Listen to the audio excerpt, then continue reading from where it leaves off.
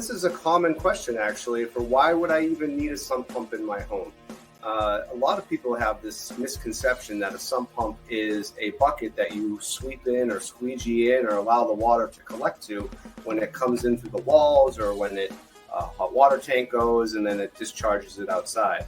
But actually, a sump pump is more like a pressure relief valve for the water table underneath.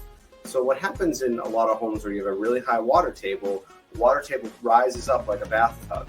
And a sump pump is going to be lower than the foundation floor, allowing the maximum low point to have water go there first.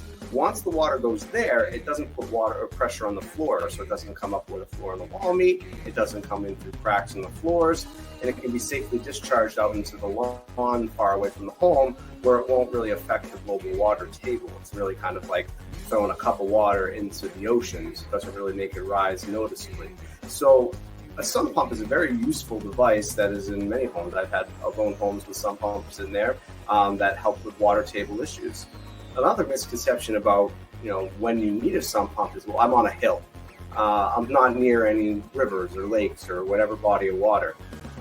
The water table is variable across towns. It's variable across areas and regions, and it's even variable in state or streets and roads. Sometimes installing a swimming pool, an in-ground swimming pool, will affect the water table as it pushes it around because it's now displacing that water in the soil. So, or maybe somebody adds an addition onto a home nearby, and that then pushes the water table around. But the sump pump's real main job is to keep water pressure from building underneath the house to be able to safely discharge outside.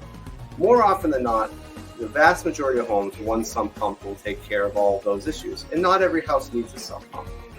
So what happens when you see multiple sump pumps in a home? What is that telling you as a prospective buyer or somebody who might be looking at a house that has multiple sump pumps? Should you run away? Well, the short answer is no, not right away, obviously, because there may be a very valid reason for that. The two most common issues is that one sump pump just simply can't do it, right? It just simply can't keep up with a rising water table in this particular area. Maybe you're in a floodplain. Maybe you're in an area that is at the bottom of the hill on both sides and the water tends to collect there naturally. So sometimes one sump pump isn't enough. Other times it's maybe an older house where you have really compacted soils underneath the ground and it doesn't have very good movement of water. Maybe it's a very clay type soil in there. So sometimes a second sump pump would be needed in a home where you have poor drainage across the foundation, a lot of clay in the soil, or potentially that you have a really high water table there. However, when you get beyond that, that's when you really need to start questioning what is happening. One sump pump, you really shouldn't be too concerned. Two sump pumps, you really should start asking questions as to why there's a second one. Is there a drain system that's connected into this? When were they both installed? Are they still under a warranty? Because typically when you have multiple sump pumps, there's a team that has been involved in this or a contractor that's been involved. When you go beyond two, that's when you really need to start asking some serious questions. We actually had a case this very week actually on a house in Newton, Massachusetts, that the gentleman called us and said, I'm getting flooded every time we get heavy rains. And it was a brand new house. It was probably 2 or 3 years old.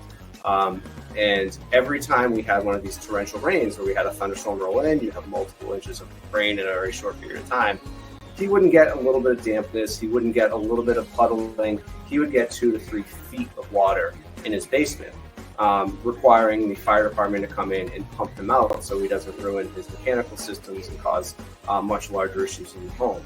So after asking multiple questions and basically telling him that this is probably not a job that we as A1 Foundation would take on, I asked him, I said, do you have a sump pump installed? He goes, yes, actually I have 4 of them.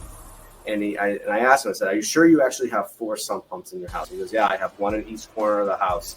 And they're all operational, and they're still not able to keep up with a large rainstorm. So why is this particular house a major concern? And why should this homeowner have looked at this house a little differently before he bought it this spring? When you have 3, 4 sump pumps in a home, it's very atypical. You don't see that very often. And what that tells me as a contractor is that water table, wherever this house is built, is extremely high. It's probably a house that in a different time or in a different environment should have been built with a crawl space type basement. So a lot of lake properties or properties near rivers, you don't get a full height basement downstairs because all of a sudden you're digging and you're excavating and you're in the water table on a dry day. So in those homes, they typically will be shorter crawl space type basements, so that way you're not flooding it every time you have a large rain. In this case, they went with a full height basement, probably as a major selling feature to go as an additional living space. But in order to combat just normal everyday life in that home, they needed to have 4 sump pumps. And with rains that we've been having during the summer, where it's been extremely fast rains and lots of volume of water, it just simply can't keep up. And so a home that should have been probably built with a crawl space now is a full height basement and now gets feet of water on very rainy events, even though they have multiple sump pumps installed. And that isn't a crack in the foundation. It's not a pipe penetration, something that we typically see every day. This is water table that just simply can't be managed. It's too much.